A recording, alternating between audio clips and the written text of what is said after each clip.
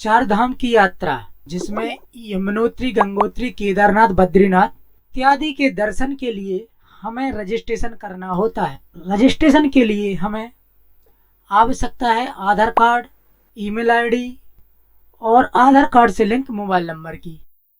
Registration करने के लिए हमें official website registration and tourist केयर.uk.gov.in पर आ जाना है, या आप चाहें तो योजनापोर्टल.com पर डायरेक्ट लिंक से भी रजिस्ट्रेशन कर सकते हैं।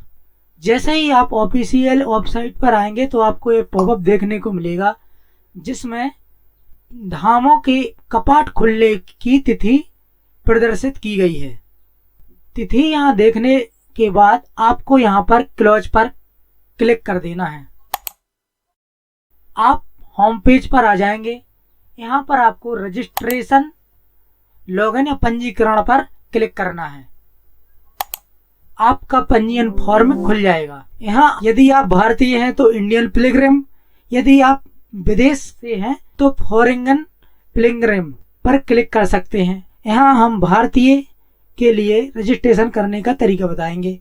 यहाँ पर 3 ऑप्शन दिए गए हैं, टूर ऑपरेटर, इंडिविजुअल और फैमिली। यदि आप टूर ऑपरेटर हैं तो टूर ऑपरेटर का रजिस्ट्रेशन कर सकते हैं। यदि आप स्वयं का रजिस्ट्रेशन करना चाहते हैं तो इंडिविजुअल पर क्लिक कर सकते हैं। यदि आप फैमिली को साथ ले जाना चाहते हैं तो फैमिली वाले ऑप्शन पर क्लिक कर सकते हैं। यहाँ हम इंडिविजुअल के लिए रजिस्ट्रेशन करना बताएंगे, तो इंडिविजुअल पर क्लिक करते हैं और मोबाइल नंबर अपना नेम भरकर तथा पासवर्ड डाल के सेंड ओटीपी पर क्लिक करते हैं तो ओटीपी वेरीफाई करेंगे, हमारा रजिस्ट्रेशन हो जाएगा। अब हमें लॉगिन करना होगा। लॉगिन करने के लिए वही मोबाइल नंबर और पासवर्ड डालना होगा जो अभी आपने रजिस्ट्रेशन के वक्त डाला था। जैसे ही आप अपना नंबर और पासवर्ड डालेंगे तो साइट पर लॉगिन हो जाएंगे और यहाँ पर इस प्रकार के फॉर्म देखने को मिलेंगे। यहाँ पर आपको यात्रा पंजीकरण करने पर क्लिक करना है। जैसे ही आप यात्रा पंजीकरण पर क्लिक करेंगे तो यहाँ पर एक पंजीकरण फॉर्म खुल जाएगा। यहाँ पर आपको टूर स्टार्ट की डेट और फिनिश की डेट डालनी है।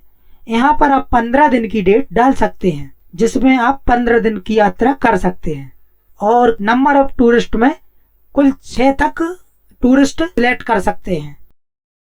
यदि आप डेट डालते हैं तो यहाँ पर आपको चेक एबिलिटी का ऑप्शन आ जाएगा जिसमें आप देख सकते हैं कि अभी कौन कौन से द्वार खुलेंगे आपकी डेट के अनुसार, तो वहाँ इतने टूरिस्ट भी सिलेक्ट कर सकते हैं।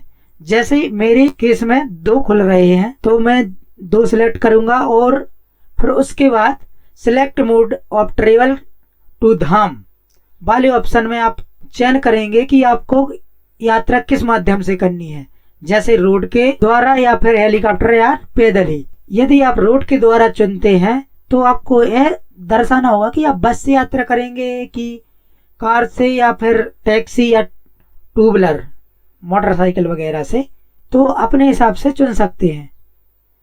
यहाँ मैं टैक्सी चुनता हूँ। यहाँ पर अब हमको ऐड वाले ऑप्शन पर क्लिक कर देना है। अब हमें बताना होगा कि किस धाम की यात्रा हम कब करेंगे।